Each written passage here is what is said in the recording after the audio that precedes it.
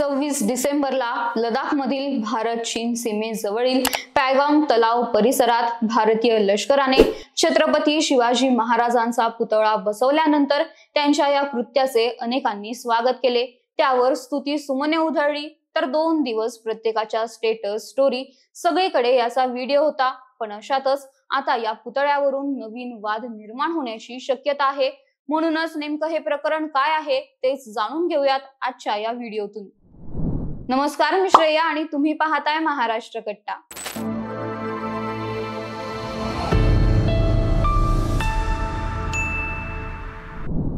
पॅगांग त्सो तलाव हा पूर्व लडाख मध्ये स्थित एक उच्च उंचीवरील तलाव आहे। हा तलाव भारत आणि चीन यांच्यातील तणावाचे केंद्र आहे।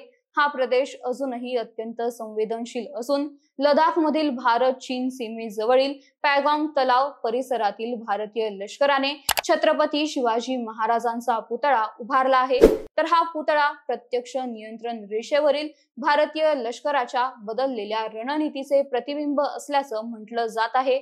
लडाख मध्ये रस्ते, पूल आणि कायमस्वरूपी बंकर यासह लष्कर वेगाने पायाभूत सुविधा निर्माण करत आहे, जेणेकरून भविष्यातील कोणत्याही संकटाचा ते जोरदार प्रत्युत्तर देऊ शकतील।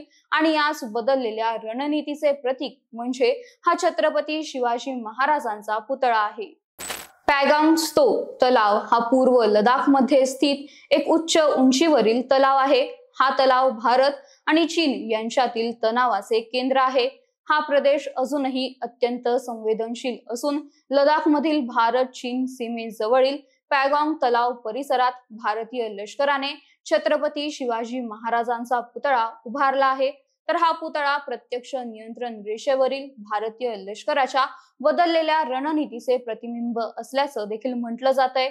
लडाख मध्ये रस्ते, पूल आणि कायमस्वरूपी बंकर यासह लष्कर वेगाने पायाभूत सुविधा निर्माण करत आहे, जेणेकरून भविष्यातील कोणत्याही संकटाला ते जोरदार प्रत्युत्तर देऊ शकतील। आणि याच बदललेल्या रणनीतीचे प्रतीक म्हणजे हा छत्रपती शिवाजी महाराजांचा पुतळा आहे। या प्रदेशातील शिवरायांच्या पुतळ्याची उपस्थिती भारताची सांस्कृतिक वैभवता तर दर्शवते, सोबतच सामरिक दृष्ट्या देखील अतिशय महत्त्वाची ठरते।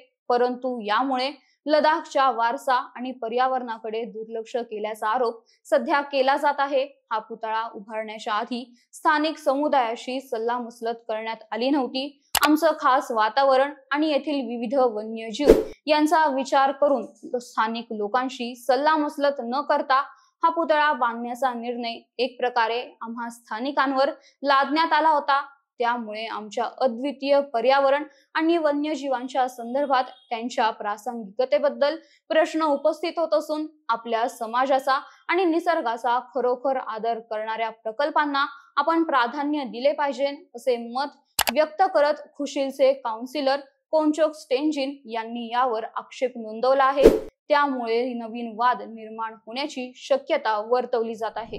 तर छत्रपती शिवाजी महाराजांचा हा पुतळा शौर्य, दूरदृष्टी आणि अतूट न्यायाचे प्रतीक आहे, असे लष्कराच्या फायर अँड फ्युरी कॉर्प्सने त्यांच्या एका निवेदनात म्हटले आहे।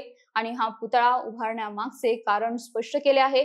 तर यावर तुमचे मत काय ते कमेंट करून नक्की सांगा। आणि या व्हिडिओला लाईक, शेअर आणि महाराष्ट्र कट्टा या आमच्या YouTube चॅनलला सबस्क्राईब करायला विसरू नका। धन्यवाद।